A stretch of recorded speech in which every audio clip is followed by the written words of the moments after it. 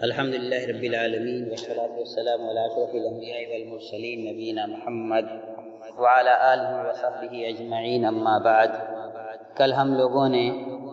مطلب کے ہاتھ میں مکہ کی سرداری آنے تک کے واقعات کو سنا تھا۔ مطلب کی وفات کے بعد عبد المطلب کے ہاتھ میں مکہ کی سرداری آتی ہے۔ عبد المطلب کو سرداری ملتے ہی دو بڑے واقعات کا سامنا کرنا پڑتا ہے۔ سب سے پہلے اپنے چچا نوفل کی زیادتی کا شکار ہونا پڑتا ہے، جس نے مطلب کی زمینیں ان سے غصب کر لی تھی۔ عبد المطلب نے بہت سے قریش کے لوگوں سے مدد مانگی، مگر سب نے ان کے اور چچا کے درمیان دخل اندازی سے صاف منع کر دیا۔ آخر میں عبد المطلب نے اپنے ماموں سے مدد مانگی، جو 80 سواروں کے ساتھ آئے اور نوفل سے خانہ کعبہ کے پاس مل کر چچا کی ملکیتیں عبد المطلب کو واپس دلوائیں۔ اس بات سے ناراض ہو کر چچا نوفل نے بنی عبد شمس ابن عبد مناف کے ساتھ بنو ہاشم کے خلاف صلح کر لی۔ ادھر بنی خزیمہ نے جب بنی نجار کو عبد المطلب کی مدد کرتا دیکھا تو انہوں نے بھی بنی نجار کے ساتھ صلح کر لی اور دارالندوہ میں یہ حلف مکمل ہو گئی اور آگے چل کر یہی فتح مکہ کا سبب بنی۔ اب ان دونوں حلفوں کا جو نتیجہ نکلا وہ فتح مکہ کے واقعات کے وقت بیان کیا جائے گا کہ ادھر جب نوفل نے بنی عبد شمس سے حلف کر لی اور خزیمہ اور بنی نجار نے مل کر کے آپس میں صلح کر لی، تو ان صلحوں کا فتح مکہ پر کیا اثر پڑا۔ عبد المطلب اور خانہ کعبہ یہ سیرت اور ولادت سے پہلے کے ایسے واقعات ہیں جو اللہ کے رسول صلی اللہ علیہ وسلم کی شخصیت اور ان کی ولادت اور بعثت کو سمجھنے میں بہت معاون ثابت ہوں گے۔ حرم مکی اور خانہ کعبہ کے متعلق عبد المطلب کے ساتھ دو اہم واقعات پیش آئے۔ پہلا واقعہ زمزم کا کنواں کھودنا۔ ہمیں یہ بات جاننی چاہیے کہ ابراہیم علیہ السلام نے جب ہاجر اور اسماعیل کو مکہ چھوڑا تھا اور اسماعیل علیہ السلام کے رونے پر دو روایتوں کے مطابق ایک میں ان کے ایڑی کے رگڑ سے، دوسرے میں جبرائیل علیہ السلام کے پر مارنے سے جو زمزم کا کنواں نکلا تھا، ایک عرصے کے بعد قبیلہ جرہم جو وہاں آباد تھا اس کو مکہ چھوڑنے کی ضرورت پڑی۔ تو جب وہ مکہ چھوڑنے لگے تو اپنے سارے ساز و سامان کو اسی زمزم کے کنویں کے پاس دفن کر کے زمزم کا کنواں پاٹ دیا تھا اور پاٹ کر کے چلے گئے۔ عبد المطلب کو خواب میں کئی روز یہ نظر آیا کہ فلاں جگہ پر کھدائی کیجیے، وہاں زمزم کا کنواں ہے۔ تو جب انہوں نے کھدائی کی تو کنویں کی جگہ کی نشاندہی بھی ان کو خواب میں کی گئی تھی، چنانچہ انہوں نے اس جگہ کھدائی کروائی تو کنویں کے ساتھ وہ تمام اشیاء بھی موجود پائیں جو قبیلہ جرہم کے لوگوں نے مکہ ہجرت کے وقت وہاں چھوڑ گئے تھے، جیسے تلواریں، درع بختر اور سونے کے تکلے وغیرہ، جن کا استعمال کعبہ کے دروازے میں کر دیا گیا۔ جب کعبہ کی تعمیر کی ضرورت پیش آئی تو ان سارے سامانوں کو عبد المطلب نے خانہ کعبہ کی ڈیوڑیوں اور دیگر چیزوں میں استعمال کرا دیا۔ اور دوسرا ان کا جو بڑا کارنامہ ہے وہ انہوں نے حاجیوں کو بھی زمزم پلانے کا انتظام کیا۔ جب کنواں کھد گیا تو تمام حجاج کے لیے زمزم کے پانی سے سیرابی کا انتظام کیا۔ قبائل قریش نے لاکھ چاہا کہ اس کام میں تمام قبیلہ کے لوگ شریک ہوں، مگر عبد المطلب اس کے لیے تیار نہیں ہوئے اور کہا کہ یہ خصوصیت اللہ تبارک تعالیٰ نے مجھے عطا کی ہے، میں ہی اسے انجام دوں گا۔ دوسرا بڑا واقعہ عبد المطلب کے ساتھ یہ پیش آیا کہ ابرہہ الصبا حبشی نے، جو نجاشی کا نائب تھا، جس کو ہم لوگ ابرہہ جانتے ہیں اور ہاتھی والا واقعہ بھی جانتے ہیں، جب اس نے عربوں کو خانہ کعبہ کا حج کرتے دیکھا تو شہر صنعاء میں، جو اس وقت ملک یمن کی راجدھانی بھی ہے اور جس کو انگریزی میں ثنا بالکل عام سا لکھا جاتا ہے اور اصل میں وہ صاد سے نون اور عین اور الف اور حمزہ کے ساتھ صنعاء ہے، ایک کنیسہ یا چرچ بنوایا صنعاء میں اور چاہا کہ عربوں کے حج کو خانہ کعبہ سے پھیر کر اس کنیسہ کی طرف کر دیا جائے۔ اس بات کو بنو کنانہ کے ایک عرب شخص نے سن لیا، جو کہ عرب تھا، قریشی تھا۔ اس نے جب سنا تو اس کو حمیت جاگی اور اس نے کہا کہ اچھا، ان صنعاء کے لوگوں کو ایسا ہم کرنے دیں گے ابرہہ حبشی کو؟ تو اس نے رات کے وقت چرچ میں داخل ہو کر قبلہ کی جگہ گندگی کر دی اور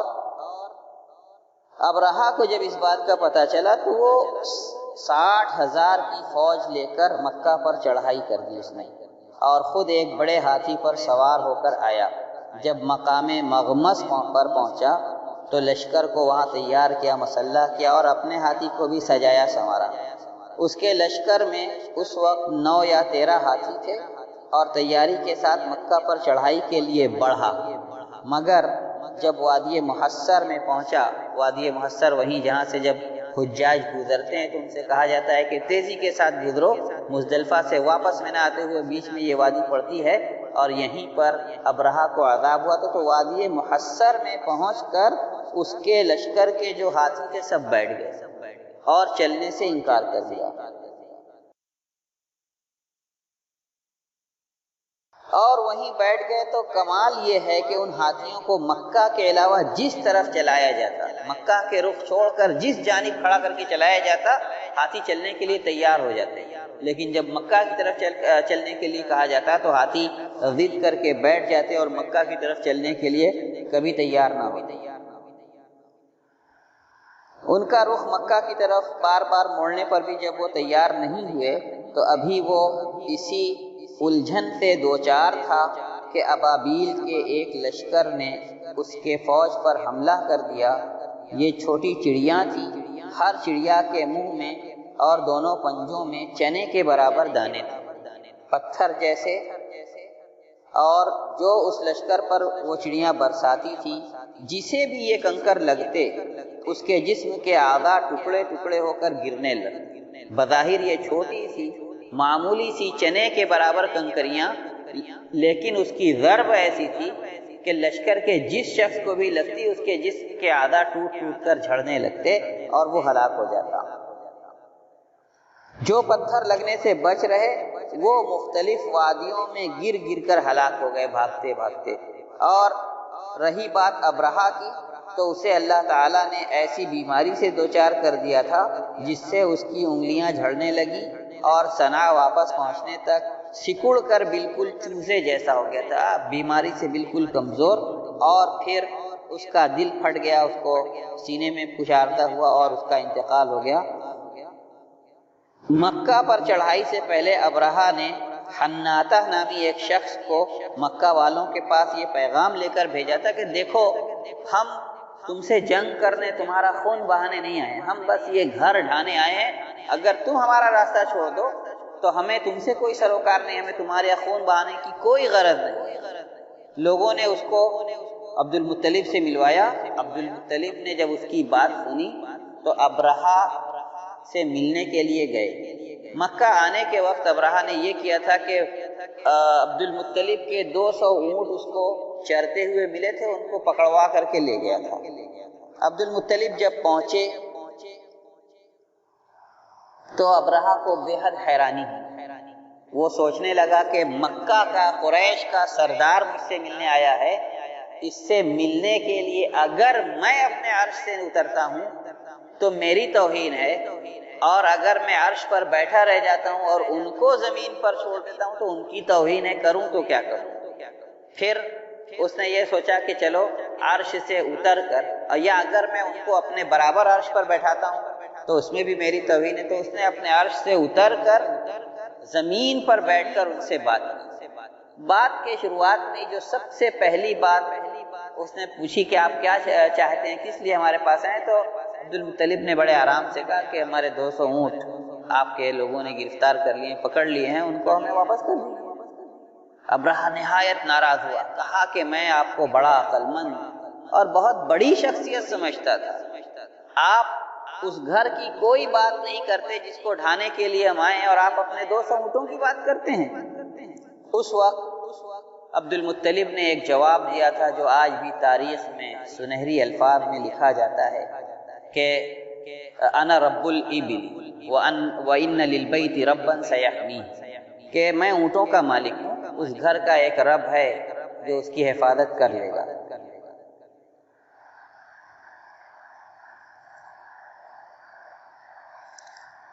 اس کے بعد ابرہہ نے ہاتھیوں کو واپس کرنے کا حکم دیا، ہاتھی واپس ہو گئے۔ عبد المطلب نے اس وقت بہت مشہور بات جو کہی تھی، تاریخ اس کو آج بھی یاد رکھتی ہے۔ اس کے بعد ابرہہ نے جب لشکر کشی کا ارادہ کر لیا تو عبد المطلب مکہ واپس آئے اور قریش کے لوگوں سے کہا کہ دیکھو، ابرہہ سے مقابلے کی ہمیں طاقت نہیں، وہ بہت بڑی فوج لے کر کے آیا ہے اور اس کا ارادہ بھی نیک نہیں ہے۔ ہم ایسا کرتے ہیں کہ مکہ کو چھوڑ کر پہاڑوں پر چلے جاتے ہیں اور ابرہہ کا کیا انجام ہوتا ہے وہیں سے اللہ کے کرشمے کا انتظار کرتے ہیں۔ لوگوں کو آمادہ کیا، خانہ کعبہ کے دروازے کی کھوٹی پکڑ کر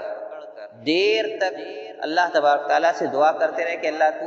اپنے اس گھر کی نگہبانی فرما، مکہ کے حرمت کی نگہبانی فرما، اور پھر اپنے قوم کو لے کر پہاڑوں پر چلے گئے اور ابرہہ کی ہلاکت کے بعد ہی لوٹے۔ بعض روایات میں یہ بھی آتا ہے کہ ابرہہ کے لشکر کے کچھ لوگ بچ کر یمن تک پہنچے تھے اور ان کو لشکر کے دردناک انجام کی خبر دی تھی کہ جو لشکر ابرہہ کے ساتھ مکہ گیا تھا اس کو اس طرح سے آسمان سے چڑیوں نے پتھر کی بارش کر کے ہلاک کر دیا ہے۔ یہ واقعہ محرم کے مہینہ میں مولد نبوی سے 50 دن پہلے پیش آیا اور اس وقت فروری کے آخری دن تھے یا مارچ کے شروع کے ایام تھے۔ خاندان نبوی، آپ کے دادا عبد المطلب نے جب زمزم کا کنواں کھودا تو قریش نے ان کو اس کنویں سے میں حصہ داری چاہیے کہ ہمیں بھی اس میں حصہ دار بنائیے، مگر انہوں نے منع کر دیا۔ قوم کے اس رویے سے ناخوش ہو کر انہوں نے نذر مانی تھی کہ اگر آئندہ مجھے اللہ نے بیٹے عطا کیے تو میں ان میں سے ایک کو خانہ کعبہ کے پاس ذبح کروں گا۔ اللہ تبارک تعالیٰ نے ان کو 10 بیٹے عطا کیے۔ اللہ تبارک تعالیٰ نے ان کو 11 بیٹے عطا کیے، حارث، حمزہ، اور بعض روایت میں تھا کہ انہوں نے تعداد کہہ کر کے دعا مانگی تھی کہ اگر اللہ نے مجھے 10 بیٹے عطا کیے تو میں ان میں سے ایک کو کعبہ کے پاس ذبح کروں گا۔ چنانچہ عثمان الخمیس کنوز السیرہ کے اندر لکھتے ہیں کہ اللہ تبارک تعالیٰ نے ان کو 11 بیٹے عطا کیے، حارث، حمزہ،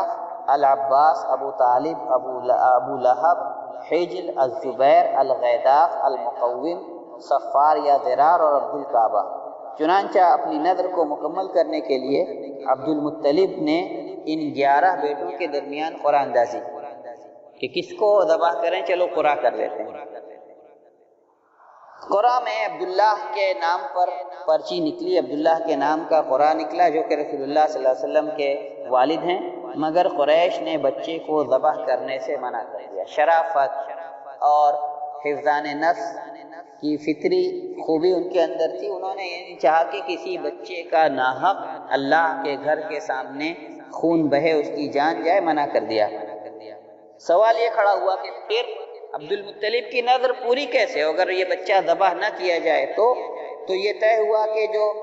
قریش کی مشہور کاہنہ تھی اس کے پاس چلا جائے، جادوگرنی جس کو کہا جائے، اور وہ اس کا حل بتلائے گی۔ چنانچہ کاہنہ نے کہا کہ ایک طرف عبداللہ کو رکھ دو اور ایک طرف 10 اونٹوں کو، اور دونوں کے درمیان اب قرعہ نکالو، جس کے نام کا قرعہ نکلے گا وہ ذبح ہوں گے۔ اگر 10 اونٹوں کا نکلتا ہے تو 10 اونٹ، ورنہ عبداللہ۔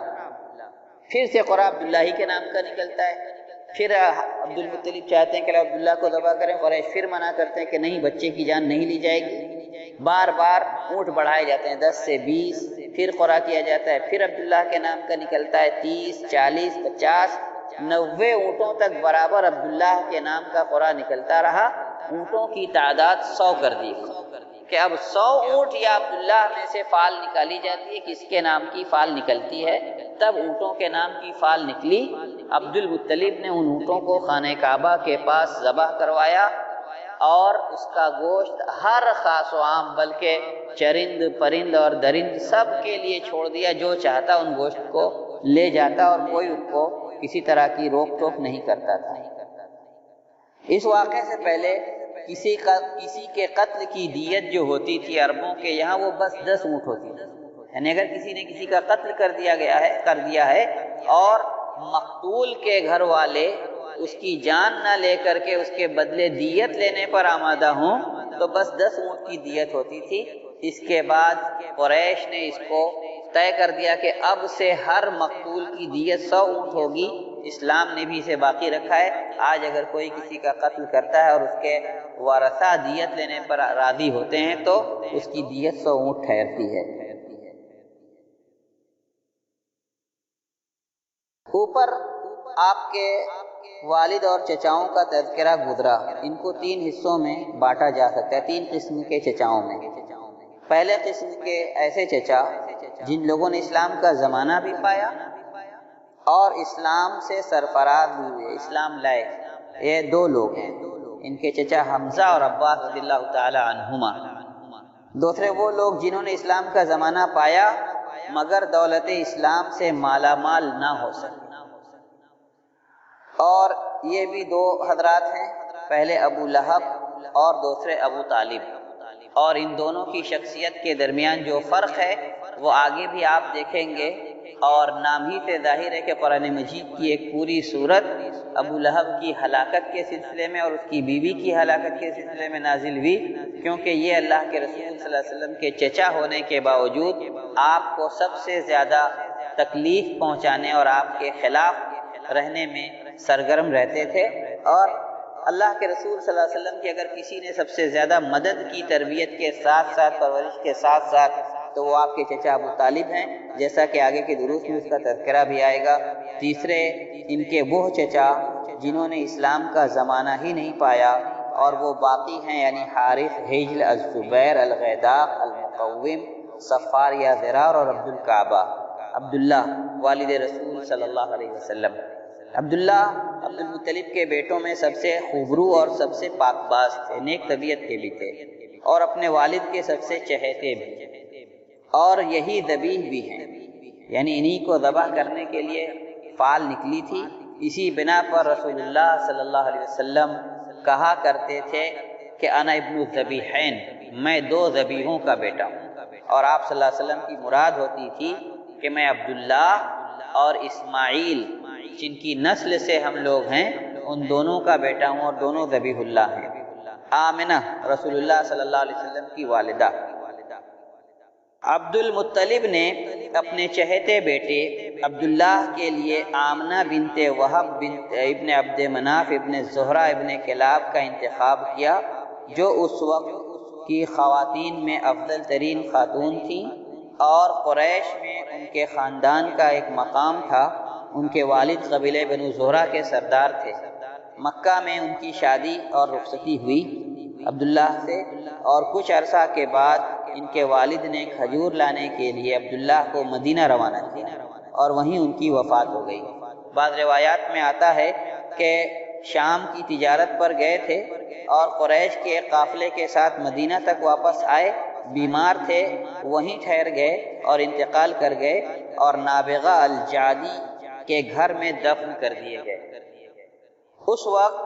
ان کا عنفوان شباب تھا، بالکل جوان آدمی تھے، صرف 25 سال عمر تھی۔ ان کی وفات رسول اللہ صلی اللہ علیہ وسلم کی ولادت سے بھی قبل ہو گئی تھی، یہی مشہور روایات سے ثابت ہے۔ حالانکہ کچھ تاریخ دانوں نے یہ بھی نقل کیا ہے کہ ولادت کے 2 مہینے بعد ان کی وفات ہوئی تھی، مگر مشہور ولادت کے تعلق سے جو روایات ہیں وہ یہی ہیں کہ ولادت سے قبل ہی ان کے والد عبداللہ کی وفات ہو گئی تھی۔ وفات کے وقت عبداللہ 5 اونٹ، تھوڑی سی بکریاں اور ایک حبشی لونڈی چھوڑ گئے تھے جن کا نام بارکہ اور کنیت ام ایمن تھی۔ انہوں نے ہی بعد میں رسول اللہ صلی اللہ علیہ وسلم کو گود کھلایا تھا۔ آگے انشاءاللہ رسول اللہ صلی اللہ علیہ وسلم کی ولادت اور ولادت کے وقت پیش آنے والے واقعات پر روشنی ڈالی جائے گی۔ وآخر دعوانا الحمدللہ رب العالمین۔